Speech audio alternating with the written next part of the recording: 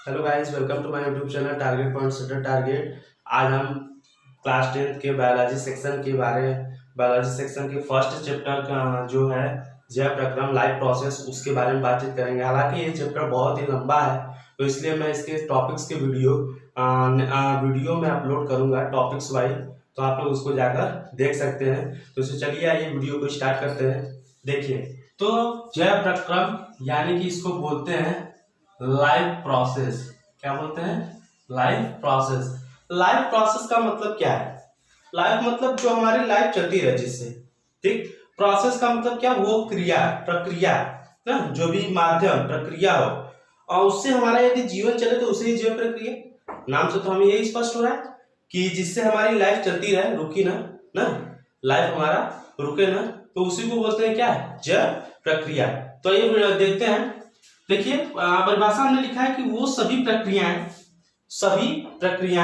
मतलब सभी के सभी मेटाबॉलिज्म क्रियाएं, ठीक, जो सजीवों को जीवित रहने के लिए आवश्यक होती हैं, वो सभी प्रक्रियाएं, चाहे वो जिससे रिलेटेड हो, ठीक, लेकिन हमारे बॉडी में ही हो, वो सभी क्रियाएं जो सजीव यानी जो जीवित है, जैसे कि हम लिविंग ऑर्गेनिज्म, ठीक।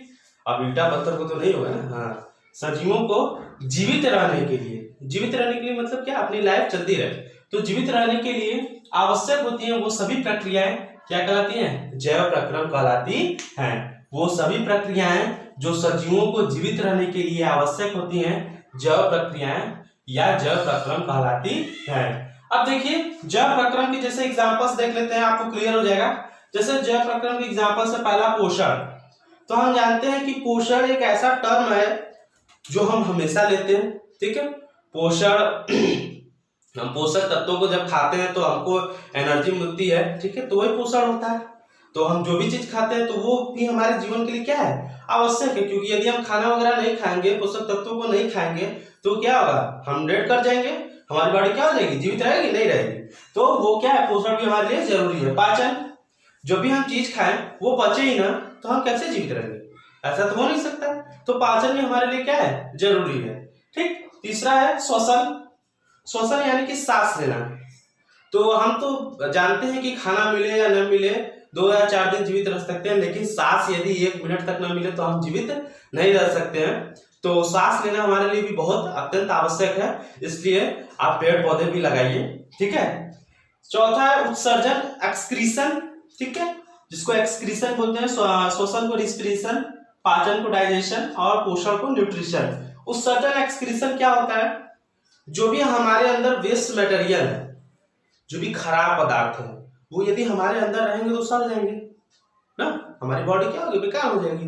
तो वो वेस्ट मटेरियल जो होते हैं किसी न किसी माध्यम के द्वारा वो बाहर निकाल दिए जाए, सभी के सभी वेस्ट मटेरियल, तो उस क्रिया को बोलते हैं उत्सर्जन, ठीक है। उस क्रिया क्या बोलते हैं? उत्सर्जन, या उसको एक्सक्रीशन इंग्लिश में बोलते हैं, ठीक। चौथा है परिसंचरण, सर्कुलेशन। जैसे नाम से पता, सर्कुलेशन मतलब एक जगह से दूसरे स्थान पर जाना, ठीक है। तो हमारी बॉडी में भी ऐसे बहुत सारी चीज है, तो जो एक जगह से दूसरी जगह नहीं जाएंगे तो हम जीवित नहीं रह सकते। ब्लड है, ब्लड में हमारे सारे पोषक तत्व मिले रहते हैं, तो यदि ब्लड हमारे शरीर के ऊपर नीचे नहीं होगा, ब्लड में फ्लूइड नहीं होगा, ब्लड हमारा सर्कुलेट नहीं करेगा, तो वो न्यूट्रिएंट्स, जो न्यूट्रिएंट्स और पोषक तत्व उसको हमारे शरीर तक कोशिका पे कैसे पहुंचाएगा? तो मतलब परिसंचरण भी हमारे लिए क्या है? अत्यंत आवश्यक है। मतलब ये सारी चीजें जो क्या है हमारे लिए आवश्यक है, तो वही सब प्रक्रिया को तो बोलते हैं जैव प्रक्रम, ठीक है। तो आइए इसको हम ब्रीफली अच्छे से डिफाइन करते हुए बढ़िया बढ़िया से पढ़ते हैं। पोषण, तो सबसे पहले आइए चलिए पढ़ते हैं। हेलो गाइस, तो अब हम बात करते हैं हमारे जैव प्रक्रम में सबसे पहला जो टॉपिक था हमारा पोषण। आज हम पोषण के बारे में आपने डीपली यहाँ पे जानेंगे कि पोषण क्या होता है, पोषण के कितने प्रकार होते हैं, ठीक है। तो मैं एक बार आपसे भी कहना चाह रहा हूँ कि यदि आपको जो मैं बता रहा हूँ वो आप वीडियो पॉज करके सुन करके आप नोट्स बना सकते हैं, या आपको लिखित नोट्स की जरूरत चाहिए तो हमारे इंस्टाग्राम रंजीत 501 पर आप उसको फॉलो करें और वहाँ पे आप कमेंट में हमको बोलें किस क्लास के हैं, तो मैं आपको नोट्स प्रोवाइड कर सकता हूँ, ठीक है। जो हम ये इस वीडियो के डिस्क्रिप्शन में हमने लिंक भी दे देंगे, और ये हमारा इंस्टाग्राम आईडी भी, इंस्टाग्राम आईडी से आप सर्च भी कर सकते हैं, रंजीत 501। चलिए स्टार्ट करते हैं हम वीडियो को, ठीक है। और देखते हैं, बोलेंगे कि जीवों या वनस्पतियों के द्वारा भोज्य पदार्थों के निर्माण की विधि पोषण कहलाती है। जो भी जीव यानी कि सजीव, ठीक है, या वनस्पति के द्वारा भोज्य पदार्थ मतलब जो हमारे जीवन के लिए आवश्यक हो, भोज्य पदार्थ के निर्माण करने की जो भी विधि हो, प्रोसेस हो, उसको बोलते हैं पोषण। क्या बोलते हैं?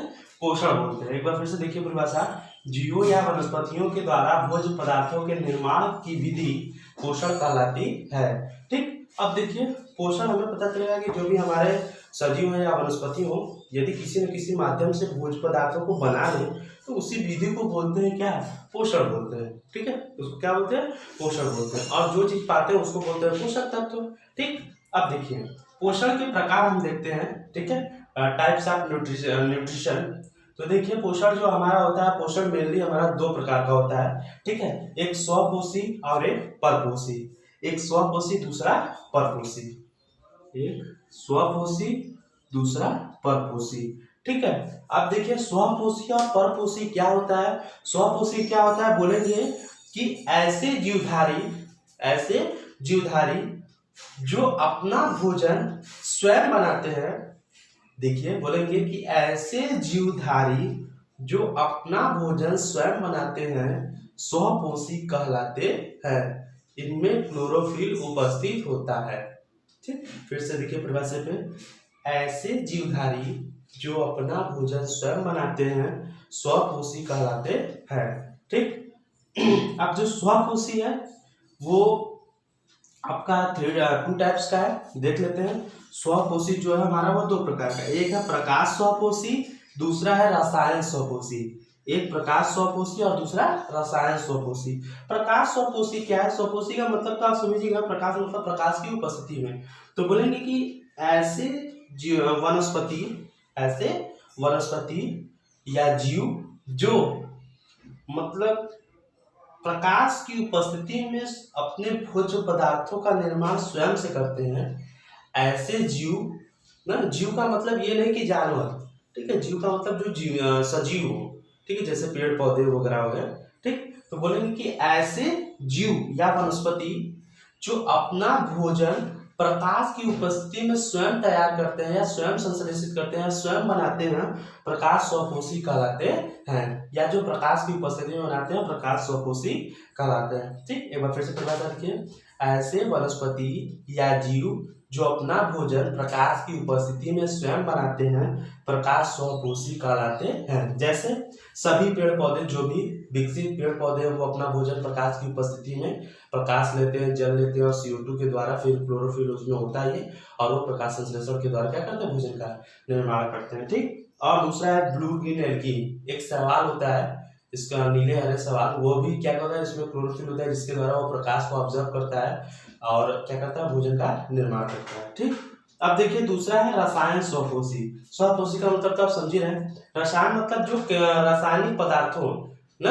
रासायनिक पदार्थों से बोलेंगे कि ऐसे जीवधारी, ठीक, या ऐसे निम्न श्रेणी के पौधे जो रासायनिक पदार्थों से अपने भोज्य पदार्थों का निर्माण करते हैं, रसायन स्वपोषी कहलाते हैं। फिर से देखिएगा हमारे परिभाषा को, बोलेंगे कि ऐसे निम्न श्रेणी के पौधे जो भोज्य पदार्थों का निर्माण रासायनिक पदार्थों से करते हैं, रसायन स्वपोषी कहलाते हैं। जैसे हमने यहाँ नाम लिखा है सल्फर तथा लव जीवाणु। जो भी सल्फर बैक्टीरिया होते हैं या आयरन बैक्टीरिया होते हैं, ये क्या करते हैं कि पहले जो केमिकल्स होते हैं, केमिकल उनको मतलब प्रकाश की उपस्थिति में उससे क्या करते हैं?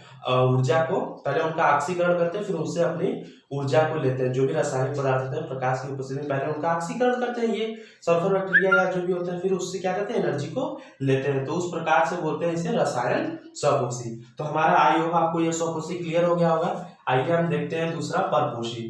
देखिए परपोषी क्या होता है? परपोषी का मतलब देखिए क्या बोलेंगे कि ऐसे जीवधारी जो अपना भोजन स्वयं नहीं बना पाते हैं। ठीक, तो परिभाषा देखिए, ऐसे जीवधारी जो अपने भोजन के लिए दूसरों पर आश्रित होते हैं परपोषी कहलाते हैं। ऐसे जीवधारी जो भोजन के लिए दूसरों पर आश्रित होते हैं परपोषी कहलाते हैं। इनमें क्लोरोफिल का अभाव होता है। इसमें क्या होता है? क्लोरोफिल का अभाव होता है। ठीक, तो परिभाषा समझ गए। बोलेंगे कि ऐसे जीवधारी जो अपना भोजन स्वयं नहीं बना पाते हैं तथा भोजन के लिए दूसरों पर आश्रित रहते हैं परपोषी कहलाते हैं। जैसे हमने यहाँ पे 3 लिखा है, परपोषी 3 प्रकार के होते हैं, और भी होते हैं, लेकिन आपको मेनली 10 में आपको 3 पढ़ना है। ठीक है, देख लीजिए। पहला है परजीवी, दूसरा है सहजीवी और तीसरा है मृतोपजीवी। तो परजीवी देखिए क्या होता है? परजीवी, ठीक है, मतलब बोलेंगे कि ऐसे जीव, क्या बोलेंगे? ऐसे जीव जो दूसरों पर रहकर भोजन को प्राप्त करें।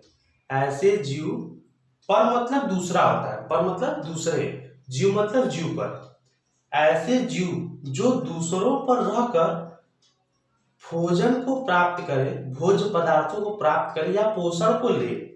ऐसे जीव जो दूसरों व्यक्ति पर आश्रित होकर या दूसरे जीव पर आश्रित होकर भोजन की प्राप्ति करें या पोषण को ले, परजीवी कहलाते हैं। फिर से देखिएगा भाषा, बोले कि ऐसे जीव जो दूसरे जीवों पर आश्रित होकर पोषण को ग्रहण करते हैं। सिर्फ देखिए, ऐसे जीव जो दूसरे जीवों पर आश्रित होकर पोषण को प्राप्त करते हैं परजीवी कहलाते हैं। जैसे एस्केरिस, हमारे जानते हैं कि हमारे बॉडी में इंटेस्टाइन के वगैरह जो होता है, हमारा वो एस्केरिस होता है। एस्केरिस क्या करता है? हमारा चिपका रहता है और क्या करता है? हमारे न्यूट्रिशन को, जो भी हम खाना खाते हैं, पोषण को लेता रहता है। ठीक है, लेकिन हमें उससे कोई लाभ नहीं है, बल्कि उससे हमें हानि है। तो मतलब एक को हानि और दूसरे को लाभ हो, मतलब उसको लाभ हो रहा है क्योंकि हमारा न्यूट्रिएंट्स वो ले लेता है। ठीक है, उसको एनर्जी मिल जाती है, हमें कुछ नहीं मिलता है। ठीक, तो इसमें ऐसा होता है कि वो रहता है लेकिन उसको केवल लाभ होता है, हमें कुछ लाभ नहीं होता है। ठीक, दूसरा है सहजीवी। सहजीवी क्या होता है? बोलेंगे कि ऐसे जीव जो साथ साथ रहें, साथ साथ वृद्धि करें तथा दोनों को एक दूसरे से लाभ हो, ठीक है, और भोजन की प्राप्ति दोनों करें, तो उसको बोलते हैं सहजीवी ना।